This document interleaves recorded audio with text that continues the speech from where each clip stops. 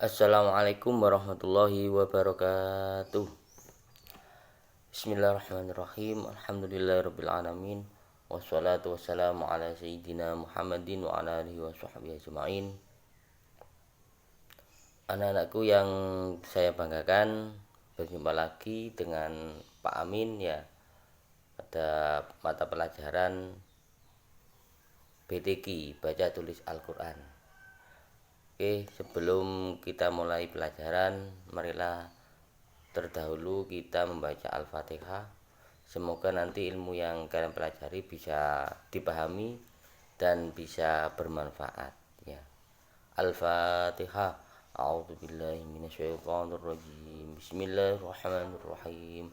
Alhamdulillahirabbil alamin. Arrahmanirrahim. Maliki yaumiddin. Iyyaka na'budu wa iyyaka nasta'in. Ihdinas siratal mustaqim. Shiratal ladzina an'amta 'alaihim ghairil maghdubi 'alaihim waladdallin. Amin. Terima kasih anak-anak. Semoga kalian selalu dalam keadaan sehat walafiat ya. Dalam kondisi seperti ini kita tetap harus menjaga kesehatan, istirahat yang teratur, makan minum yang cukup ya. Tetap semangat untuk belajar meskipun kalian tidak belajar di sekolah, belajar di rumah, belajar daring ya. Oke, pada kesempatan kali ini Pak Amin akan menjelaskan tentang hukum ro. Setelah sebelumnya kalian telah mempelajari hukum bacaan lam ya. Sekarang yang kedua adalah hukum bacaan ro ya. Dalam Al-Quran ro itu termasuk salah satu huruf hijaiyah yang mana makhrajnya itu ada di ujung lidah. Ro ya, hampir sama dengan lam. Jadi makhraj yang sama atau yang sejenis itu dengan ro ada lam dan nun, sama-sama keluar dari ujung lidah. Sekarang yang akan kita bahas adalah hukum bacaan ro. Di dalam buku yang telah kalian pegang, di buku penunjang atau di LKF, itu hukum bacaan ro itu dibagi menjadi 3 ya. Hukum bacaan ro ini dibagi menjadi 3. Yang pertama ada yang tafkhim atau dibaca tebal, seperti contoh Robbana. Ro-nya ini dibaca Robbana, terus ruziqna. Terus yang kedua, ro itu dibaca tarqiq atau dibaca tipis, seperti contoh wa arina, itu contohnya ya. Terus alzirhum, itu contoh dibaca tipis. Terus yang ketiga adalah jawazul wajhin. Apa maksud jawazul wajhin? Yaitu boleh dibaca tebal, boleh dibaca tipis. Jadi terserah, boleh dibaca tebal, boleh dibaca tipis. Itu ketika pendapat jawazul wajhin. Seperti contoh firqin atau irwihim ya. Firqin atau firqin, irwihim, boleh dibaca tebal, boleh dibaca tipis ya. Itu jadi hukum bacaan ro di dalam Al-Quran itu ada 3 bacaan. Bisa dibaca tafkhim tebal, bisa dibaca tarqiq tipis, atau jawazul wajhin, boleh dibaca tebal ataupun dibaca tipis ya.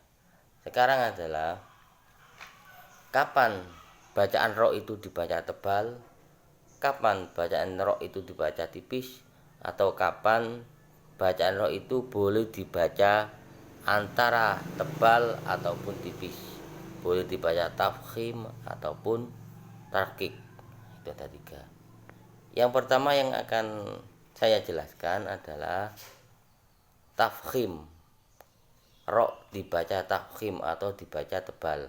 Ini tolong diperhatikan karena ini banyak materinya ya. Yang tebal ini, yang pertama adalah ketika ro itu berharokat fathah ya. Ketika ro itu dibaca tebal ada 4 nanti ya ini ya.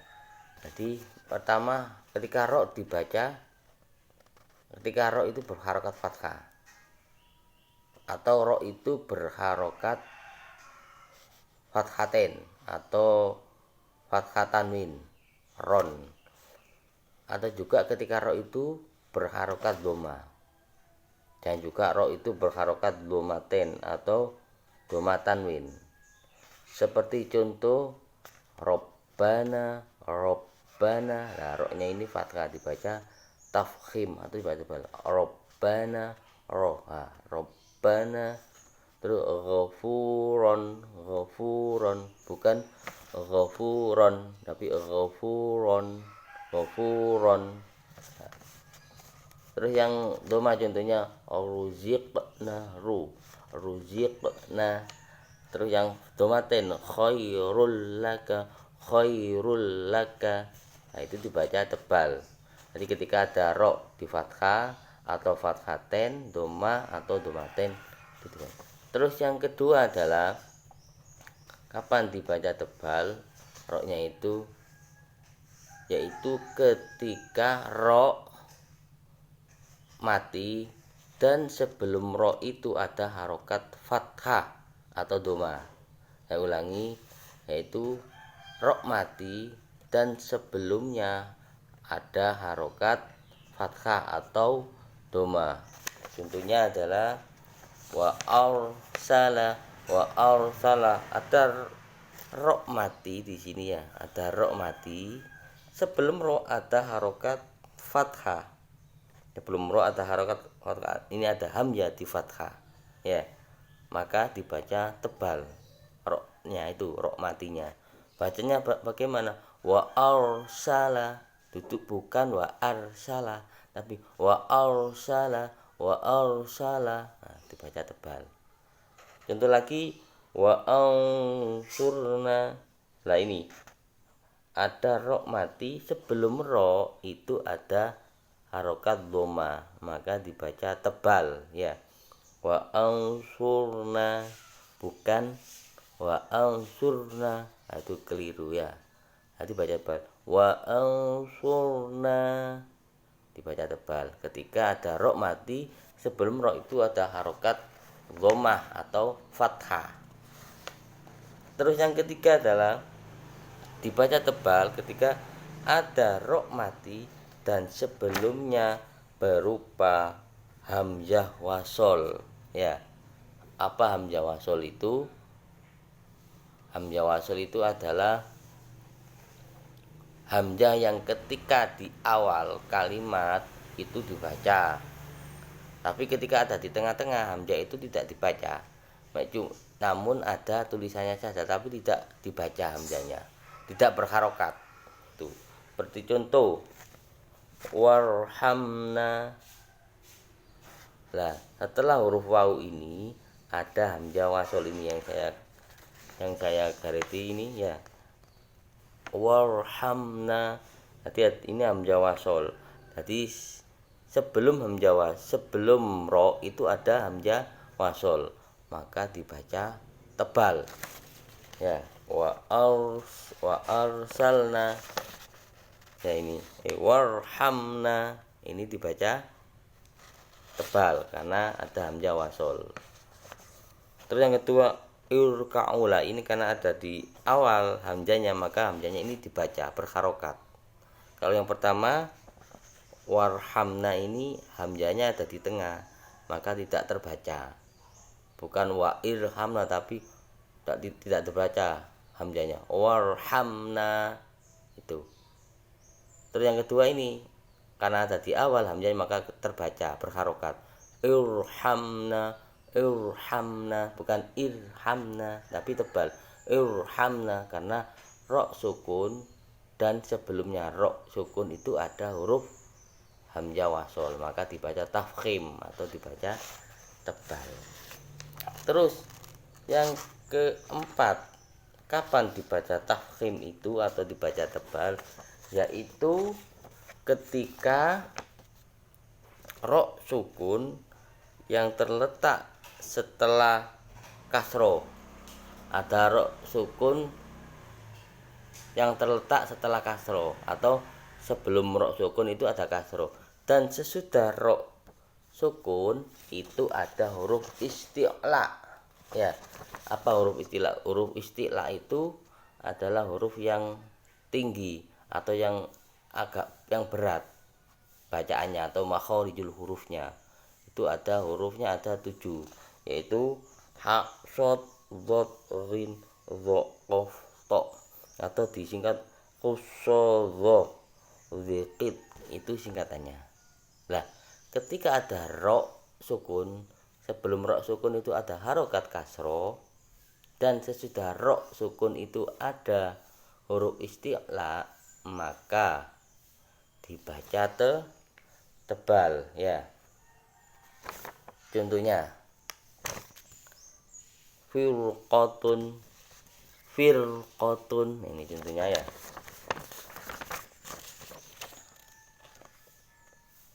Firqatun, qirtasun. Nah, sebelum ro sukun ini ada harokat kasro yang saya lingkari biru, ada harokat kasro, dan sesudah ro sukun itu ada huruf isti'la, qaf. Qaf ini termasuk salah satu huruf isti'la. Huruf isti'la itu ada 7 ya, seperti yang saya tulis ini ada 7. Nanti saya ulangi, dibaca tebal ketika ada ro sukun. Sebelum ro sukun ada harokat kasro, dan sesudah ro sukun ada huruf istilah, ini adalah qaf. Beri contoh lagi, qirtasun ya.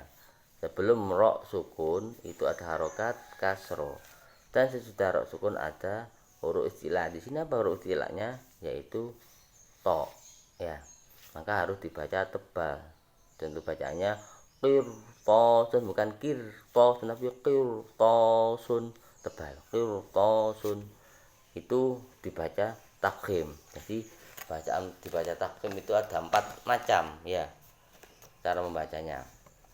Yaitu saya ulangi lagi, yang pertama adalah dibaca tebal ketika ada ro-nya itu berharokat fathah atau fathaten, ro-nya berharokat doma, dan ro-nya berharokat domaten atau doma tanwin. Itu dibaca tebal. Seperti itu, Rabbana ghafuron. Nah, itu adalah bacaan tafkhim. Yang kedua adalah dibaca tebal ketika ro sukun dan sebelumnya itu berharokat fathah atau doma. Ada ro sukun dan sebelum ro sukun itu ada harokat fathah atau doma, maka dibaca tebal. Seperti contoh wa arsala. Sebelum ro sukun itu ada harokat fathah, ada hamzah di fathah. Wansurna. Nah, sebelum ro sukun ada harokat doma, dibaca tebal. Yang ketiga adalah ro sukun dan sebelumnya berupa hamzah wasol. Jadi sebelum ro sukun itu ada hamzah wasol, maka harus dibaca tebal. Seperti contoh warhamna irka'u. Nah, sebelumnya ro sukun ada hamzah wasol, maka harus dibaca tebal, baik itu hamzahnya berharokat fathah, kasrah atau doma, harus dibaca tebal. Yang keempat adalah ro sukun yang terletak setelah kasro, atau sebelum ro itu ada huruf kasro, ada huruf yang dikasro, dan setelah ro sukun itu ada huruf isti'la yang jumlahnya ada 7, yaitu ha, shad, dhad, ghin, dha, qaf, ta. Itu huruf isti'la ada 7.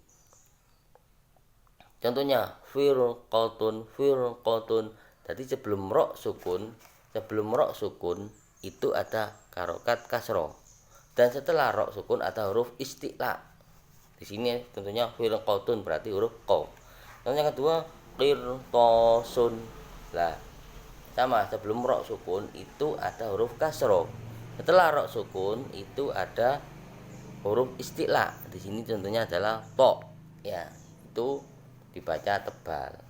Semoga bisa kalian pahami anak-anak ya, bisa dimengerti. Kalau tidak bisa atau kurang dipahami, bisa videonya diulang-ulang sambil melihat LKS-nya ya, dilihat, dipahami dengan betul. Sekarang hukum bacaan ro yang kedua adalah tarkik ya. Ini hukum bacaan yang kedua adalah tarkik. Tarkik ya. Kapan dibaca tarkik atau dibaca tipis itu? Yang pertama adalah ketika ro itu berharokat kasro. Ada seret di bawahnya itu kasro ya. Ketika ada ro itu berharokat kasro, maka dibaca tipis. Contohnya wa arina tipis. Wa arina. Rizqo, rizqo, bukan rizqo, tapi tipis. Rizqo. Nah, itu dibaca tipis. Terus yang kedua, kapan ro itu dibaca tipis? Yaitu ketika ro yang terletak setelah ya sukun ya. Ro itu terletak atau jatuh setelah ya sukun, maka dibaca tipis. Contohnya la khobir. Nah, sebelum ro ini ya, sebelum ro ini ada ya yang disukun. Ya, sebelum ro ini ada yang disukun, maka dibaca tipis. La khobir, la khobir. Nah, kedua basir, basir, bukan basir, tapi basir. Nah, sebelum ro ini ya ada ya yang disukun atau ya mati, maka dibaca tipis. Oke. Selanjutnya yang ketiga adalah kapan dibaca tipis ro-nya itu, yaitu ketika ada ro sukun ya yang terletak sesudah kasro atau sebelum ro itu ada huruf yang dikasro dan sesudahnya bukan huruf isti'la. Nah, kebalikan yang tadi. Kalau yang tadi yang tebal itu ada ro sukun, terus sebelumnya ada harokat kasro, dan sudah ro itu ada huruf isti'la, maka dibaca tebal. Kalau ini ada ro sukun, sebelumnya itu berharokat kasro, dan sesudah ro itu bukan huruf isti'la, maka dibaca tebal ya. Kalau sebelum ro sukun itu bukan huruf isti'la, dibaca tipis ya. Seperti ini. Seperti contoh al-dirhum, contohnya al-dirhum. Sebelum ro ini ada harokat kasro ya. Dan setelah ro bukan huruf isti'la, maka dibaca tipis. Kalau huruf isti'la tadi dibaca tebal. Karena ini bukan huruf isti'la, maka dibaca tipis ya. Contohnya bacaannya al-dirhum ya, dibaca tipis. Seperti contoh yang kedua, Fir'aun. Sebelum ro ini aja harokat kasro, dan setelah ro bukan huruf isti'la ya, maka dibaca tipis. Kalau ada huruf isti'la dibaca tebal. Fir'aun ini baca tipis ya. Oke. Itu bacaan tarkik ya. Jadi saya ulangi, untuk bacaan tarkik itu ada 3. Baca tipis ketika ada ro di kasro. Ketika ada ro itu kasro, maka dibaca tipis. Seperti contoh wa arina, ro-nya ri ini dibaca tipis. Wa arina rizqo, baca tipis. Terus yang kedua adalah ada ro yang terletak setelah ya. Ro yang terletak setelah ya sukun, itu dibaca tipis. Ada ro sebelum ro itu ada ya sukun. Contohnya la khobir. Lah, maka dibaca tipis. Basir, sebelum ro ada ya sukun. Yang ketiga adalah dibaca tipis ketika ro sukun yang terletak sesudah kasro, atau ro itu jatuh sebelum kasro ya. Ada sebelum kasro itu ada, sebelum ro sukun itu ada harokat kasro, dan sesudahnya bukan huruf isti'la, maka dibaca tipis. Contohnya al-dirhum, sebelum ro ada harokat kasro dan sesudahnya bukan huruf isti'la. Fir'aun ya, ada ro sukun, sebelumnya ada harokat kasro, sesudahnya bukan huruf isti'la, bukan huruf yang 7 tadi ya. Ini huruf ain, ain bukan termasuk huruf isti'la ya. Fir'aun andirhum. Oke, itu yang bacaan tarkik dibaca tipis. Semoga anak-anak semuanya bisa memahami ya. Kelas 8 ini bisa memahami, bisa dimengerti apa yang saya terangkan tadi. Kalau masih belum paham bisa diulangi videonya ini dan juga dilihat di bukunya dengan pelan-pelan ya, karena ini materinya juga cukup banyak tentang hukum bacaan ro ya. Selanjutnya yang ketiga, ro yang ketiga, hukum bacaan ro yang ketiga adalah jawazul wajhain. Jawazul wajhain ya. Apa jawazul wajhain itu? Yaitu dua wajah, maksudnya ketika ro itu boleh dibaca tebal ataupun boleh dibaca tipis, tergantung kita ya. Oh, tak baca tipis saya baca tebal, boleh, terserah. Kapan itu boleh dibaca tipis, kapan itu boleh dibaca tebal? Yaitu ketika ya, atau sebelum ro sukun ada harokat ya, dan sesudahnya ro sukun ada huruf isti'la ya. Tadi saya ulangi, sebelum ro sukun ada harokat kasro. Seperti tadi, sebelum ya sukun ada harokat kasro, dan sesudah ro ada huruf isti'la yang berkasro juga. Jadi sebelum ro sukun itu ada harokat kasro, dan sesudah ro sukun itu ada huruf isti'la yang disukun, huruf isti'la yang dikasro. Kalau tadi ada huruf isti'la tapi tidak dikasro, bisa fathah bisa doma. Kalau ini, kalau ada huruf isti'la yang dikasro dan sebelumnya ini ada ro sukun, dan sebelum ro sukun itu berkasro juga, maka boleh dibaca dua.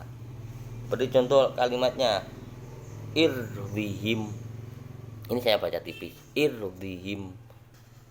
Sebelum ro sukun ada harokat kasro, dan sesudah ro sukun ada huruf isti'la.